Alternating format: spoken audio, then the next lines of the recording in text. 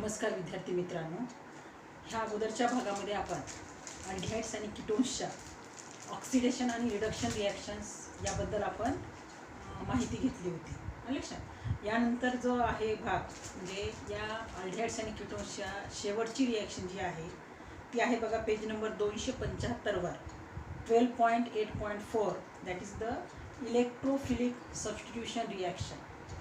आता ह्या electrophilic substitution रिॲक्शनमध्ये आपल्याला फक्त आपल्या सिलेबसमध्ये नायट्रेशन नावाची रिॲक्शन दिलेली आहे अल्डिहाइड्स आणि कीटोन्सची लक्षात. आणि त्याच्यामध्ये सल्फोनेशन हॅलोजिनेशन ह्या पण रिॲक्शन आहेत, पण त्यांची एक्झाम्पल्स आपल्याला दिलेली नाही. त्याच्यामध्ये बघा आत्तापर्यंत ज्या आपण रिॲक्शन घेतल्या होत्या त्या होत्या न्यूक्लिओफिलिक ॲडिशन रिॲक्शन होत्या. आणि ही जी रिॲक्शन आहे शेवटची reaction that is electrophilic substitution reaction आहे लक्षात. सबस्टिट्यूशन होते या ठिकाणी बेन्झीन रिंगला अटॅच जो हायड्रोजन असतो तो सबस्टिट्यूट करतो आपण NO2 ग्रुपने केला तर त्या रिॲक्शनला म्हणतो आपण नायट्रेशन रिॲक्शन. सल्फॉनिक ॲसिडने जर तो ग्रुप आपण सबस्टिट्यूट केला तर that is called sulphonation reaction. आणि हॅलोजन ॲटमने जर हायड्रोजन ॲटम सबस्टिट्यूट केला आपण बेन्झीन रिंगमधला that reaction is called halogenation reaction. तर ह्यामध्ये दिलेले बघा तुम्हाला ह्या रिॲक्शन ज्या आहेत ॲरोमॅटिक अल्डिहाइड्स किंवा ॲरोमॅटिक कीटोन्स ह्या रिॲक्शन दाखवतात किंवा they undergo the electrophilic substitution reaction.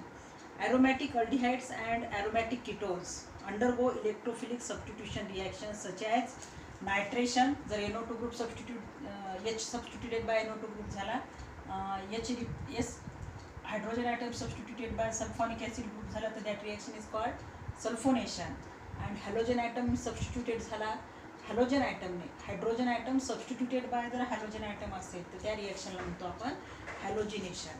अशा 3 टाईपच्या सबस्टिट्यूशन रिॲक्शन आहेत. द अल्डिहाइडिक ग्रुप और कीटोनिक ग्रुप. अल्डिहाइडिक ग्रुप म्हणजे CHO ग्रुप और कीटोनिक ग्रुप म्हणजे CO group are electron withdrawing groups. हे जे ग्रुप आहेत फंक्शनल ग्रुप अल्डिहाइडचा ग्रुप CHO आणि कीटोनचा ग्रुप CO. हे दोन्ही ग्रुप कसे आहेत CHO and CO both this groups are electron withdrawing group. म्हणजे काय करतात ते इलेक्ट्रॉन विथड्रॉ करतात. They are the electron withdrawing groups. ह्या ग्रुपला काय म्हणतो आपण इलेक्ट्रॉन विथड्रॉ करतात from the benzene ring. And they electron withdraw by inductive effect as well as resonance effect. ह्या दोन्ही इफेक्टनुसार इंडक्टिव्ह इफेक्ट आणि रेझोनन्स इफेक्टद्वारे हे CHO आणि CO हे जे 2 फंक्शनल ग्रुप आहेत हे बेन्झीन रिंगकडनं काय करतात इलेक्ट्रॉन विथड्रॉ करून घेतात. दे डिॲक्टिवेट द बेन्झीन रिंग आणि बेन्झीन रिंगला डिॲक्टिवेट करतात at the ortho and para positions. अर्थो अँड पॅरा पोझिशन्स ह्या बेन्झीन रिंगमधला काय करतात डिॲक्टिवेट करतात. डिॲक्टिवेट करतात म्हणजे काय हे जे 2 फंक्शनल ग्रुप्स आहेत अल्डिहाइड्स आणि कीटोन्सचे they are the electron withdrawing groups and they withdraw the electron from the benzene ring and deactivate the positions of benzene at the ortho and para positions. आता आपल्याला माहिती आहे समजा हा आपण बेन्झीन रिंग घेतली आणि याला CHO हा फंक्शनल ग्रुप जोडलेला आहे तर ह्याच्या 2 ह्या पोझिशन्स यांना काय म्हणतो आपण आर्थो पोझिशन्स. त्याच्या नेक्स्ट 2 पोझिशन यांना म्हणतो आपण मेटा पोझिशन. आणि एक्झॅक्ट समोरची जी पोझिशन असते फंक्शनल ग्रुपच्या समोरची that is called para position. ह्या पोझिशन्स मी तुम्हाला 11वीला सांगितलेल्या होत्या. तर या ठिकाणी बघा हे जे 2 ग्रुप आहेत इलेक्ट्रॉन विथड्रॉइंग ग्रुप्स आहेत ह्या बेन्झीन रिंगमधनं लक्षात ह्या बेन्झीन रिंगमधनं ते इलेक्ट्रॉन विथड्रॉ करून घेतात काढून घेतात आणि डिॲक्टिवेट करतात अर्थो आणि पॅरा पोझिशन. म्हणजे हे अर्थो आणि पॅरा पोझिशन डिॲक्टिवेट करतात. म्हणजे येणारा इनकमिंग जो इलेक्ट्रोफाईल आहे ह्या रिॲक्शन कोणत्या आहेत इलेक्ट्रोफिलिक सबस्टिट्यूशन रिॲक्शन. येणारा इलेक्ट्रोफाईल अर्थो किंवा पॅरा पोझिशनला अटॅक करणार नाही. तो कोणत्या पोझिशनला अटॅक करेल तो मेटा पोझिशनवर अटॅक करेल लक्षात. आणि आपल्याला मिळणारे प्रॉडक्ट्स हे मेटा प्रॉडक्ट्स असतील ॲरोमॅटिक अल्डिहाइड्सचे किंवा ॲरोमॅटिक कीटोन्सचे. समजा ती नायट्रेशन रिॲक्शन असेल तर या ठिकाणी मेटा पोझिशनमधला ह्या बेन्झीन रिंगला अटॅच या ठिकाणी जो कार्बन असेल ह्याला हायड्रोजन जो अटॅच असेल हा सबस्टिट्यूट होईल NO2 ग्रुपने बरोबर आहे. समजा हा बेन्झाल्डिहाइड असेल तर मेटा नायट्रो बेन्झाल्डिहाइड मिळेल. SO3H ग्रुप असेल तर आपल्याला त्याचा सल्फॉनिक ॲसिड मिळेल. आणि एखादा हॅलोजन ॲटम जर अटॅच असेल लक्षात. तर मेटाक्लोरो बेन्झाल्डिहाइड असे आपल्याला प्रॉडक्ट्स मिळतील. परंतु अर्थो आणि पॅरा ह्याच्या 2 पोझिशन आहेत, हे डिॲक्टिवेट करतात आणि मग येणारा इनकमिंग इलेक्ट्रोफाईल हा कोणत्या पोझिशनला अटॅक होतो? मेटा पोझिशनला. आणि आपल्याला मिळणारे जे प्रॉडक्ट्स आहेत ते मेटा प्रॉडक्ट्स मिळतात. लक्षात. या ठिकाणी हे इलेक्ट्रॉन विथड्रॉइंग ग्रुपमुळं इंडक्टिव्ह इफेक्ट आणि रेझोनन्स इफेक्ट या 2 इफेक्टमुळं अर्थो आणि पॅरा पोझिशन्स डिॲक्टिवेट होतात आणि आपल्याला फॉर्मेशन मिळतो कोणता प्रॉडक्ट? Meta product. तर या ठिकाणी तुम्हाला नायट्रेशन रिॲक्शन दिलेली आहे, तर हेडिंग दिलेली नाही त्या ठिकाणी आपल्याला. तर आपल्याला जी एक एक्झाम्पल घ्यायचं इलेक्ट्रोफिलिक सबस्टिट्यूशन रिॲक्शनमध्ये, लक्षात, त्याला आपण नायट्रेशन म्हणतो. म्हणजे हायड्रोजन ॲटम जो आहे बेन्झिन रिंगचा हा रिप्लेस कशाने होतो? It is replace by the NO2 group means nitro group. आणि या ठिकाणी एक्झाम्पल दिले तुम्हाला बेन्झाल्डिहाइड. आता या ठिकाणी CHO इथं जोडलं आहे पुस्तकामध्ये. या ठिकाणी मी अटॅच करेन CHO ग्रुप. जेव्हा आपण ह्याची reaction HNO3 nitric acid concentrated nitric acid सोबत करतो, याचे ग्रुप कोणते तयार होतात? HO and NO2. लक्षात. असे हे 2 ग्रुप तयार होतात. हा NO2 म्हणजे नायट्रो ग्रुप आणि HO ह्या दोघांची बेरीज म्हणून काय होईल? HNO3. ही रिॲक्शन होती in the presence of concentrated H2SO4. लक्षात. तर ह्या पोझिशनला अटॅच असणारा जो H आहे हा कोणत्या ग्रुपने रिप्लेस होईल? NO2 ग्रुपने. आणि इथला बाहेर पडलेला H आणि इथला शिल्लक असलेला OH, कारण HNO3ला आपण काय लिहिणार? HONO2. हा इथला NO2 इथं इलेक्ट्रोफाईल, हा इलेक्ट्रोफाईल इथं अटॅच होईल किंवा सबस्टिट्यूट होईल. H replace by NO2 group आणि हा H आणि हा OH बाय प्रॉडक्ट येईल H2O हा आपल्याला बाय प्रॉडक्ट मिळेल. मेन प्रॉडक्ट काय मिळेल आपल्याला? हा CHO आणि ह्या पोझिशनला अटॅच होईल, सबस्टिट्यूट होईल NO2 ग्रुप आणि बाय प्रॉडक्ट मिळेल आपल्याला H2O. That is called meta nitro benzaldehyde. Meta nitro benzaldehyde किंवा IUPAC नेम काय येईल याचं? 3 नायट्रो बेन्झाल्डिहाइड. लक्षात. तर ह्या रिॲक्शनमध्ये हा काय आहे? बेन्झाल्डिहाइड. हा याच्या ठिकाणी दाखवायचा नाही. लक्षात.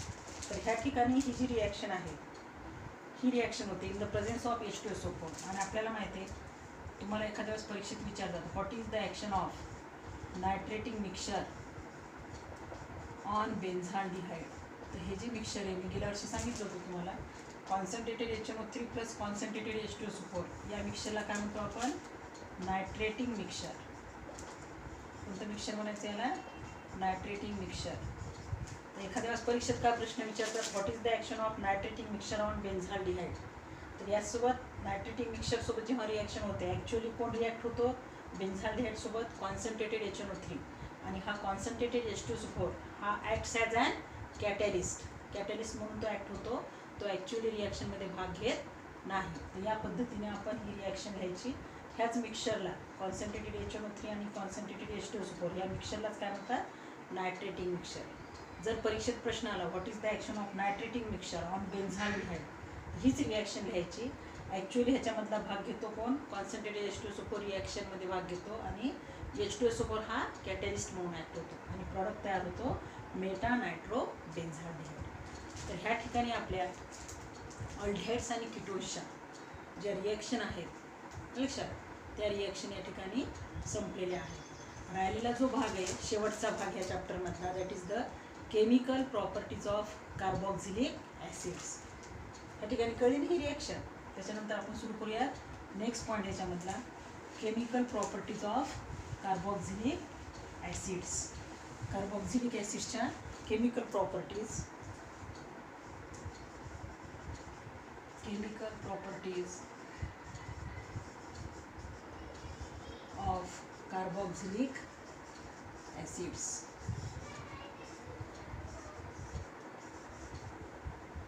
किंवा त्याला म्हणू आपण chemical reactions of carboxylic acids. त्याच्यातली पहिली जी रिॲक्शन आहे 12.9.1 किंवा आपण पहिली रिॲक्शन म्हणूया त्याला acidic character of carboxylic acid. Acidic character, नुसतं ॲसिडिक कॅरेक्टर म्हणलं तरी चालते. पहिली प्रॉपर्टी कोणती आहे? Acidic character. तर आपल्याला माहिती आहे RC≡OOH हा झाला आपला कार्बोक्सिलिक ॲसिड. लक्षात, याचं जर आपण ॲक्वियस सोल्युशन केलं तर आपल्याला मिळतो RC≡OO-. लक्षात, हा O आणि H मधला जो बॉन्ड आहे COOH मधला हा बॉन्ड ब्रेक होतो आणि हा H+ आयन बाहेर पडतो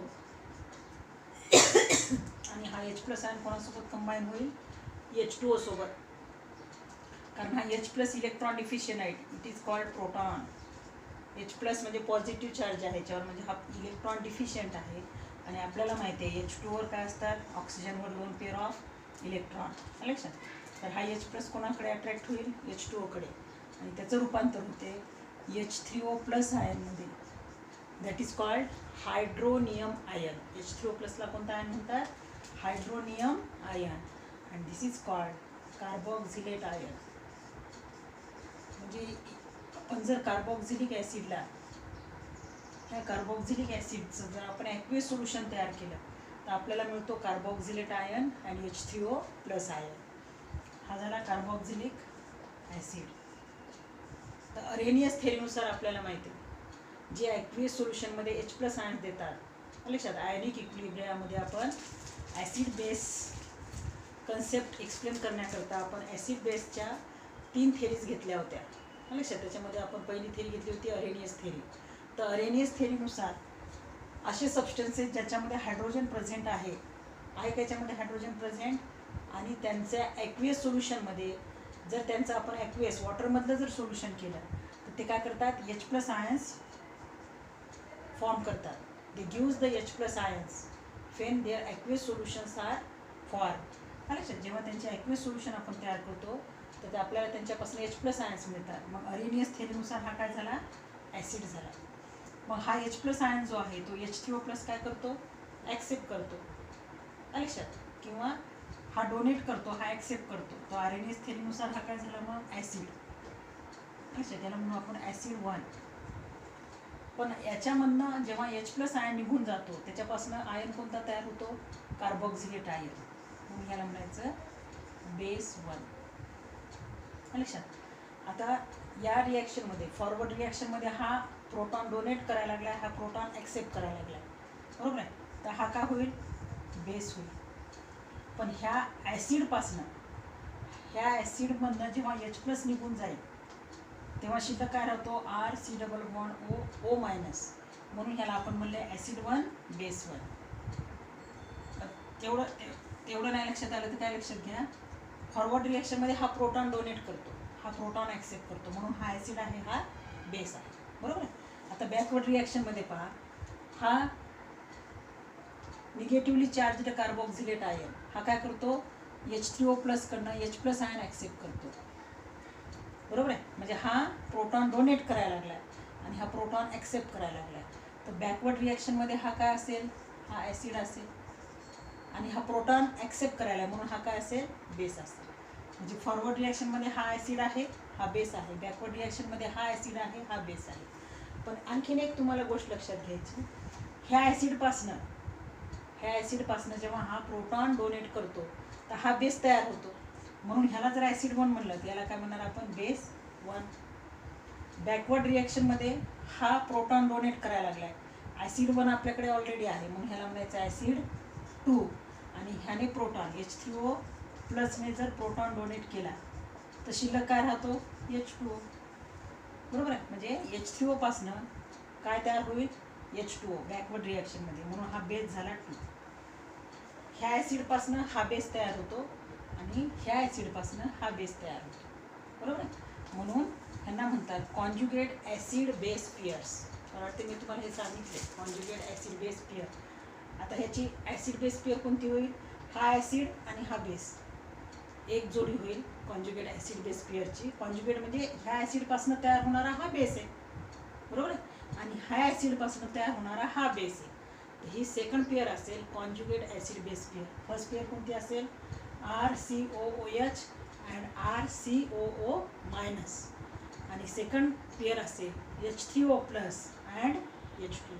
तर आपल्याला ह्या ठिकाणी कॉन्जुगेट ॲसिड बेस पेअर घ्यायचं नाही, पण मी तुम्हाला एक समजावून सांगावं म्हणून सांगितलं. बघा या ठिकाणी काय दिले बघा, ॲसिडिक कॅरेक्टर ऑफ कार्बोक्झिलिक ॲसिडमध्ये the carboxyl group that is COH group imparts acidic character to the carboxylic acid.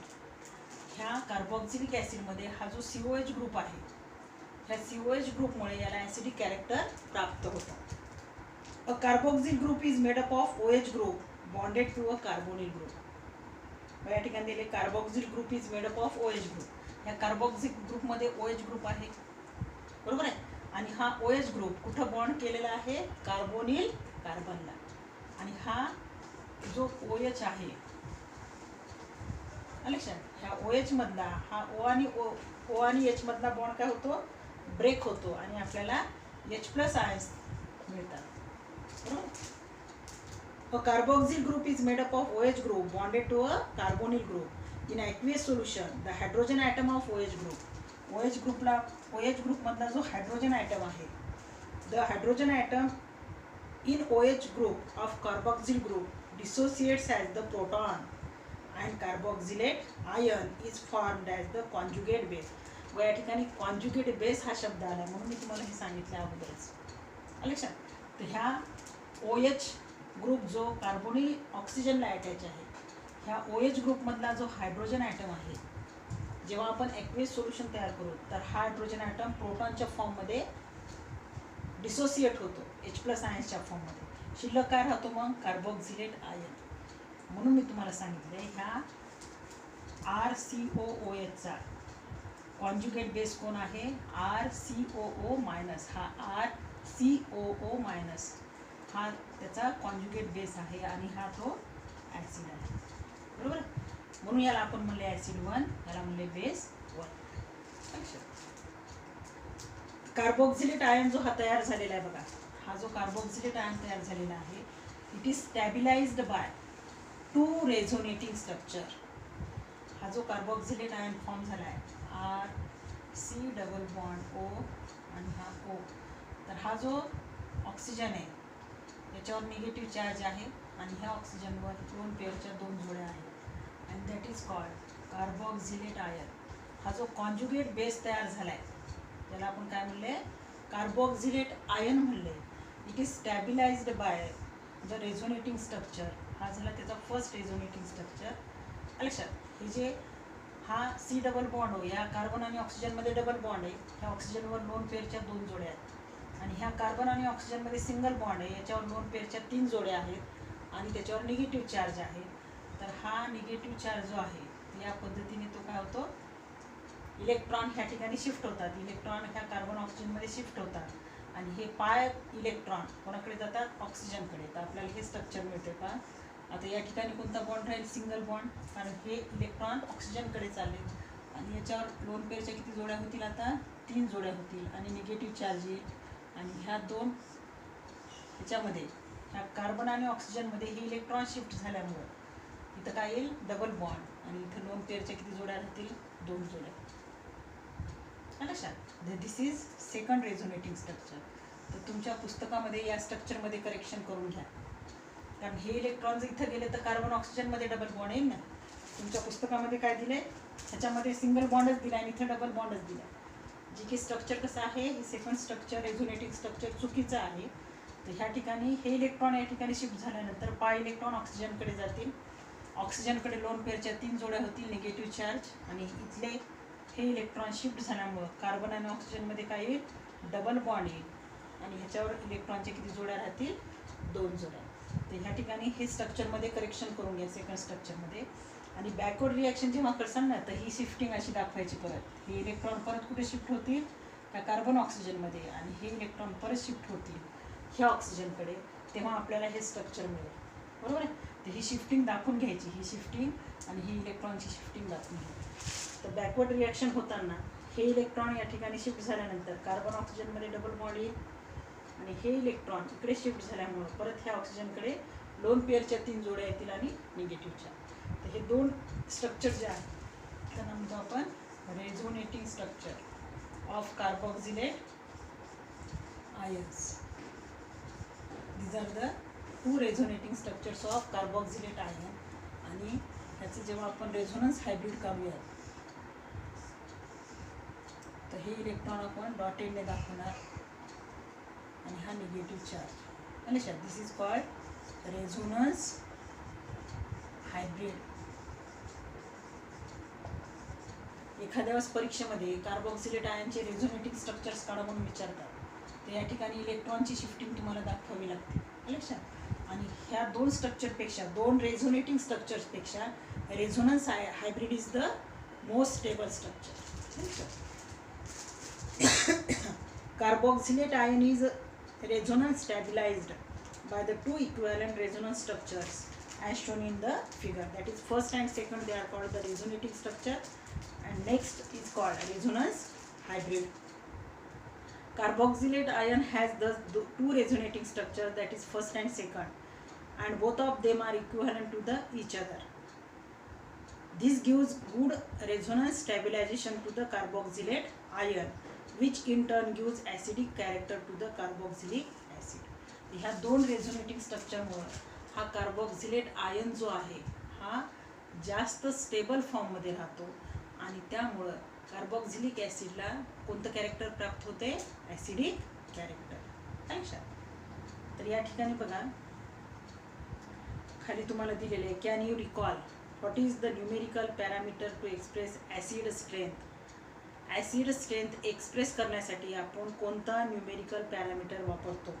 तर या ठिकाणी जे पॅरामीटर वापरतो आपण ते KA, KB, PKA and PKB हे पॅरामीटर्स वापरतो आपण, जे की आपल्याला कुठं गेलेलं आहे?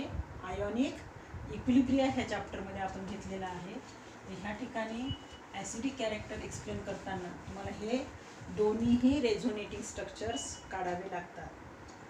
आता या ठिकाणी KA अँड PKA या ठिकाणी तुम्हाला PKA is equal to minus log to the base 10 KA and PKB is equal to minus log to the base 10 KB.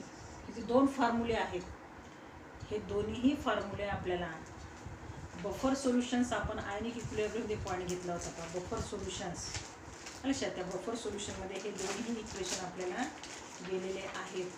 KA म्हणजे dissociation constant of weak acid and PK means potence of dissociation constant of weak acid. KB is called dissociation constant of weak base, and PKB, that is the potence of KB म्हणजे dissociation constant of base. KA ची value ज्याला म्हणतो आपण dissociation constant of acid, KA ची value जर low असेल, if KA value is low, then that acid is weak acid, and when KA value is high, then that acid is called strong acid. म्हणजे एखादा ॲसिडची strength म्हणजे तो weak आहे का strong आहे हे कशावर डिपेंड असेल? That depends upon the KA value. लक्षात. And that K is called dissociation constant of weak acid. लक्षात. तर ह्यामध्ये बघा तुम्हाला रिमेंबरमध्ये खाली दिले लोअर KA व्हॅल्यू, KAची व्हॅल्यू जर लोअर असेल then PK value is high, कारण हे दोन एकमेकांच्या अपोजिट आहेत. हे पॉझिटिव्ह असेल तर हे निगेटिव्ह, हे निगेटिव्ह असेल तर हे पॉझिटिव्ह. म्हणजे KAची व्हॅल्यू जर लो असेल तर PKची व्हॅल्यू कशी असणार आहे? हाय व्हॅल्यू असणार आहे, आणि तो ॲसिड कसा असणार आहे? Weak acid. And higher KA value, जर KAची व्हॅल्यू जर हायर असेल तर लोअर PK व्हॅल्यू असेल आणि तो ॲसिड कसा असेल? स्ट्रॉंग ॲसिड असेल. तर त्याच्यानंतर आपल्याला नेक्स्ट पॉईंट घ्यायचा आहे, influence of electronic effects on acidity of carboxylic acid. Electronic इफेक्ट्सचा काय इन्फ्लुएन्स होतो ॲसिडिक स्ट्रेंथवर किंवा कार्बोक्सिलिक ॲसिडच्या ॲसिडिक कॅरेक्टरवर? इलेक्ट्रॉनिक इफेक्ट्सचा इन्फ्लुएन्स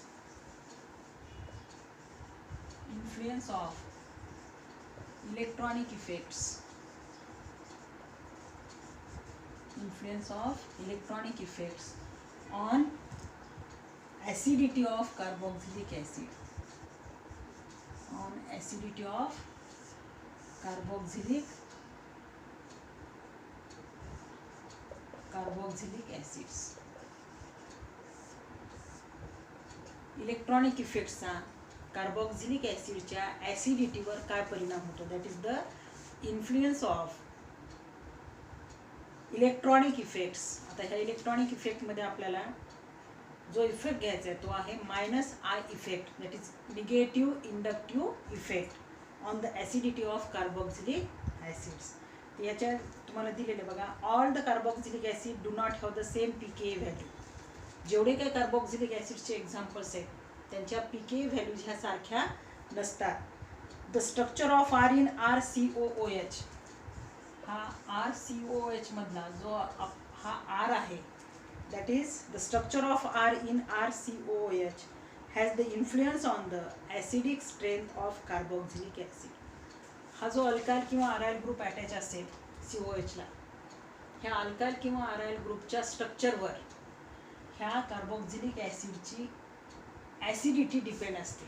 लक्षात ह्या ठिकाणी दिले तुम्हाला the structure of R in RCOOH. आरचं स्ट्रक्चर काय आहे म्हणजे तो अल्काइल ग्रुप कोणता आहे, इथाइल आहे, मिथाइल आहे, कोणता अल्काइल ग्रुप आहे, आणि त्या अल्काइल ग्रुपमध्ये जे कार्बनला हायड्रोजन अटॅच आहेत ते आपण सबस्टिट्यूट कोणत्या ॲटमने केलेत, इलेक्ट्रोनिगेटिव्ह ॲटमने केलेत का इलेक्ट्रोपॉझिटिव्ह ॲटमने केलेत. लक्षात ह्या RCOH मधला जो R आहे that has the influence on the acidic strength of carboxylic acid.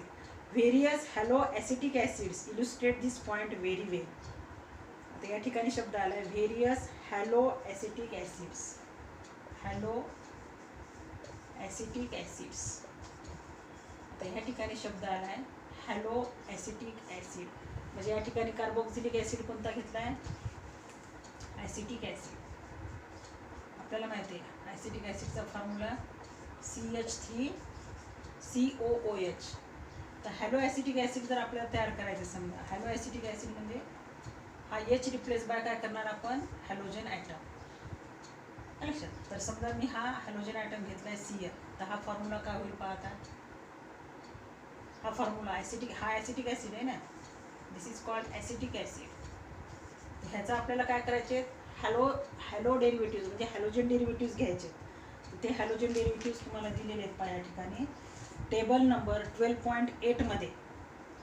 जर आपण हा ॲसिड H हा आपण F ने रिप्लेस केला तर आपल्याला फॉर्म्युला काय मिळेल, FCH2COOH. हा H जर आपण क्लोरीनने रिप्लेस केला ClCH2COOH. आयोडीनने रिप्लेस केला ICH2COOH. सॉरी ब्रोमीन घेऊयात आपण, फ्लोरीन, क्लोरीन, ब्रोमीन, आणि शेवटचा घेऊयात आयोडीन ICH2COOH. हा काय झाला, fluoro acetic acid, fluoro acetic acid, bromo acetic acid, iodo acetic acid. म्हणजे हा H ॲसिटिक ॲसिडमधला H हा आपण F ने रिप्लेस केला. आपल्याला फॉर्म्युला काय मिळेल, FCH2COOH. हा Cl ने रिप्लेस केला ClCH2COOH. म्हणजे हे ॲसिटिक ॲसिडचे डेरिव्हेटिव्ह आहेत. हा fluoro acetic acid, chloro acetic acid, bromo acetic acid and iodo acetic acid, आणि शेवटी घेतला आहे फक्त ॲसिटिक ॲसिड. बरोबर आहे.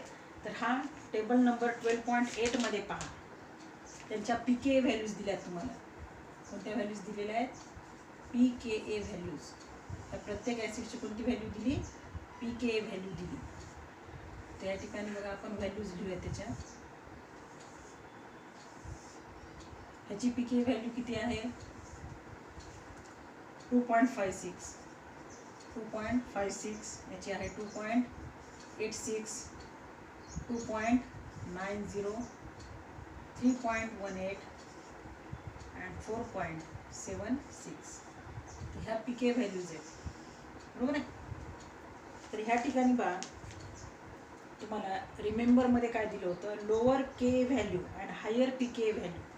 pKa व्हॅल्यू जेवढी हाय असेल, हायर pKa व्हॅल्यू असेल, pKa व्हॅल्यू जर हायर असेल तर तो ॲसिड काय असतो, वीक ॲसिड असतो. व या ठिकाणी आपण पहा जेव्हा आपण टॉपकडनं बॉटमकडे येऊ pKa व्हॅल्यूज काय झाल्यात, वाढत गेल्यात. बरोबर आहे. म्हणजे ह्या ठिकाणी हा ॲसिड स्ट्रेंथ जो आहे काय होत जातो, डिक्रीज होत जातो. या ठिकाणी ॲसिड स्ट्रेंथ ॲसिड स्ट्रेंथ काय होत जाईल, acid strength decreases. Acid strength काय होते, डिक्रीज होत जाते. कारण आपल्याला माहिती आहे के व्हॅल्यू लो असेल आणि पी के व्हॅल्यू जर हायर असेल तर ते ॲसिड्स कसे असतात, वीक ॲसिड. म्हणजे या ठिकाणी बघा फ्लोरीन हा मोर इलेक्ट्रोनिगेटिव्ह आहे, त्याची पी के व्हॅल्यू किती आहे 2.56. म्हणजे हा ॲसिड सगळ्यात स्ट्रॉंग असणार आहे लक्षात. त्याच्यानंतर स्ट्रॉंग असेल, ह्या ॲसिड सगळ्यात स्ट्रॉंग, त्याच्यानंतर हा थोडासा वीक असेल कारण पी के व्हॅल्यू वाढली. त्याच्यानंतर हा परत वीक असेल 2.90, परत पी के व्हॅल्यू वाढली. हा त्याच्यापेक्षा वीक असेल कारण पी के व्हॅल्यू परत 3.18 आहे. आणि जेव्हा आपण हा प्युअरली ॲसिटिक ॲसिड घेऊ त्याची पी के व्हॅल्यू सगळ्यात जास्त आहे म्हणजे 4.76. म्हणजे ह्या ॲसिटिक ॲसिडमधला एच जर आपण फ्लोरीनने रिप्लेस केला, fluoro acetic acid is the stronger acetic acid than the chloro, bromo, iodo and acetic acid. म्हणजे जेवढा मोर इलेक्ट्रोनिगेटिव्ह हॅलोजन हा कार्बनला अटॅच असेल त्या ठिकाणी पॉवरफुल निगेटिव्ह इंडक्टिव्ह इफेक्ट असेल लक्षात. आणि पॉवरफुल निगेटिव्ह किंवा आपण त्याला म्हणू मायनस आय इफेक्टमुळं कार्बोक्झिलेट आयन हा मोर स्टॅबिलाइज होतो. आणि जेवढा स्टॅबिलाइज होतो कार्बोक्झिलेट आयन तेवढा तो स्ट्रॉंग ॲसिड तयार होतो लक्षात. तर ह्या ठिकाणी तुम्हाला दिले बघा खाली टेबलच्या खाली, halogens are electronegative atoms. Halogens कसे आहेत, 17 group elements, they are the electronegative atoms and exert electron withdrawing inductive effect. कोणता इंडक्टिव्ह इफेक्ट तयार करतात ते, electron withdrawing inductive effect, that is minus I effect. हा मायनस आय इफेक्ट ते exert करतात. And the negatively charged carboxylate ion in the conjugate base of haloacetic acid get stabilized by the minus effect of halogen which is responsible to diffuse the negative charge. जेवढा जास्त diffuse होईल negative charge तेवढा तो कार्बोक्झिलेट ion more stable असतो. आणि जेवढा कार्बोक्झिलेट ion more stable असतो तेवढा तो ॲसिड हा कसा असतो, स्ट्रॉंग ॲसिड. तर या ठिकाणी सगळ्यात मोर इलेक्ट्रोनिगेटिव्ह जो आहे तो कोण आहे, फ्लोरीन ॲटम आहे. तर या ठिकाणी बघा ह्या ॲसिटिक ॲसिडपासून CH3COOH याच्यामधनं आपण एक एच काय केला, रिमूव्ह केला आणि त्या ठिकाणी कोणता ॲटम ठेवला आहे, हॅलोजन ॲटम ठेवला. तर आपल्याला स्ट्रक्चर काय मिळेल, XCH2COOH. आणि याच्यापासून आपल्याला कार्बोक्झिलेट आयन कोणता मिळेल, ह्याच्यापासून मिळेल आपल्याला carboxylate ion HCH2C double bond O minus. बरोबर आहे. हा कार्बोक्झिलेट आयन मिळेल याच्यापासून. आपण जनरल काय घेतला होता, RCOO मायनस घेतला होता बरोबर आहे. पण ह्या हॅलो ॲसिटिक ॲसिड हा काय आहे, हॅलो ॲसिटिक ॲसिड आहे बरोबर. कारण एक एच आपण ॲसिटिक ॲसिडमधला हा रिप्लेस केला हॅलोजन ॲटमने, CH3 होतं ना, तर एक एच आपण रिप्लेस केला हॅलोजन ॲटमने, आपल्याला XCH2COH मिळणार आहे हॅलो ॲसिटिक ॲसिड. आणि हा हॅलो ॲसिटिक ॲसिड जो आहे हा X ह्याला अटॅच असल्यामुळं या ठिकाणी जो इफेक्ट घडतो हा आपण असं दाखवतो का, कारण हा हॅलोजन जो आहे हा इलेक्ट्रॉन विथड्रॉईंग ग्रुप आहे, मोर इलेक्ट्रोनिगेटिव्ह आहे. तर या ठिकाणी हा जो निगेटिव्ह चार्ज आहे या ठिकाणी स्ट्रक्चर दाखवताना तुम्हाला पहा रेझोनन्स हायब्रिड स्ट्रक्चर दाखवलेलं आहे. रेझोनन्स हायब्रिड स्ट्रक्चरमध्ये हे डॉटेडने दाखवलेले आहे डबल बॉन्ड. आणि हा जो निगेटिव्ह चार्ज आहे हा दोघांच्या दरम्यान तयार होतो बरोबर आहे. हा negative charge minus half negative charge minus half negative charge म्हणून हा इथे या ठिकाणी दाखवला निगेटिव्ह चार्ज. हा निगेटिव्ह चार्ज म्हणजे इलेक्ट्रॉन ह्या कार्बनकडनं किंवा ह्या कार्बोक्झिलेट आयनमधनं, हा जो आयन आहे हा कार्बोक्झिलेट आयन ॲसिटिक ॲसिडचा, हा निगेटिव्ह चार्ज हा किंवा हे इलेक्ट्रॉन जे आहेत हे इलेक्ट्रॉन कोण विड्रॉ करून घेतात, हे हॅलोजन ॲटम. म्हणून या ठिकाणी तुम्हाला सांगितलं होतं बघा गेल्या वर्षी, इंडक्टिव्ह इफेक्ट आपण बॉन्डमध्ये सेंटरमध्ये ॲरो दाखवून आपण इंडक्टिव्ह इफेक्ट रिप्रेझेंट करतो. आणि हा बाणचा हेड कोणाकडे असतो, ज्याच्याकडे इलेक्ट्रॉन ट्रान्सफर होतात त्याच्याकडे हेड असतो. मग आता हा हॅलोजन ॲटम कसा आहे, मोर इलेक्ट्रोनिगेटिव्ह, म्हणजे इलेक्ट्रॉन कोणाकडे जातील, ह्या हॅलोजन ॲटमकडे. हे एक्सेस इलेक्ट्रॉन जे आहेत ना हे या हॅलोजन ॲटमकडे जातील. म्हणून या ठिकाणी घडणारा इफेक्ट कोणता असेल, मायनस आय इफेक्ट म्हणजे कार्बोक्झिलेट आयनवरचा जो हा निगेटिव्ह चार्ज आहे, कार्बोक्झिलेट आयनवरचा जो हा निगेटिव्ह चार्ज आहे तो काय होतो, डिफ्यूज होतो. हा निगेटिव्ह चार्ज काय होतो, डिफ्यूज होतो. आणि ह्या डिफ्यूज झाल्यामुळं this carboxylate ion is more stable. Therefore more electronegative the halogen atoms, more electronegative जेवढा हॅलोजन ॲटम असेल तेवढा हा निगेटिव्ह चार्ज डिफ्यूज होईल आणि कार्बोक्झिलेट आयन तेवढा स्टॅबिलाइज होईल. म्हणजेच तो ॲसिड कसा असेल, मोर इलेक्ट्रोनिगेटिव्ह. तर फ्लोरीन आपल्याला माहिती आहे ह्या 17 ग्रुप एलिमेंट्समध्ये फ्लोरीन हा मोर इलेक्ट्रोनिगेटिव्ह आहे क्लोरीन, ब्रोमीन, आयोडीनपेक्षा. लक्षात. म्हणून या ठिकाणी हॅलोजन ॲटम जो इलेक्ट्रॉन विड्रॉईंग इलेक्ट्रॉनिक इफेक्ट या ठिकाणी एक्झिबिट करतो त्याला आपण म्हणतो मायनस आय इफेक्ट. ह्या मायनस आय इफेक्टमुळं हा जो निगेटिव्ह चार्ज आहे हा मोर डिफ्यूज होतो आणि मोर डिफ्यूज झाल्यामुळे हा कार्बोक्झिलेट आयन मोर स्टेबल होतो. जेवढा हा कार्बोक्झिलेट आयन स्टेबल असेल तेवढा तो स्ट्रॉंग ॲसिड असेल. Higher the electronegativity of halogen greater is the stabilization of the conjugate base. हा तयार होणारा काय आहे, ह्या हॅलो ॲसिटिक ॲसिडपासनं हा तयार होणारा कॉन्जुगेट बेस आहे. लक्षात. कॉन्जुगेट बेस म्हणजे काय सांगितले तुम्हाला मी. आणि हा कॉन्जुगेट बेस जेवढा जास्त स्टॅबिलाइज होईल तेवढा स्ट्रॉंग तो ॲसिड असेल आणि त्याची पीके व्हॅल्यू कमी असेल. बघा ह्याची पीके व्हॅल्यू सगळ्यात कमी आहे पण हा सगळ्यात स्ट्रॉंग ॲसिड आहे. पीके व्हॅल्यू जसे वाढत जातील तसे ॲसिड स्ट्रेंथ ही काय होत जाते, डिक्रीज होत जाते. म्हणजे ॲसिटिक ॲसिड हा सगळ्यात वीक ॲसिड आहे, त्याच्यापेक्षा स्ट्रॉंग आहे आयोडो ॲसिटिक ॲसिड, नंतर bromo acetic acid, fluoro acetic acid आणि सगळ्यात स्ट्रॉंग आहे फ्लोरो ॲसिटिक ॲसिड. तर या ठिकाणी आपण इन्फ्लुएन्स पाहिलेला आहे का, electronic effect on the acidity of carboxylic acid. तर ह्या पॉईंटनंतर तुम्हाला खाली एक प्रॉब्लेम दिलेला आहे लक्षात, त्याचं सोल्युशनसुद्धा तुम्हाला दिलेलं आहे. तर तो प्रॉब्लेम वाचायचा आणि ते सोल्युशन वाचून पहा. लक्षात. नाही समजलं तर मी तुम्हाला नेक्स्ट पिरियडला हा प्रॉब्लेम समजून सांगेन. लक्षात.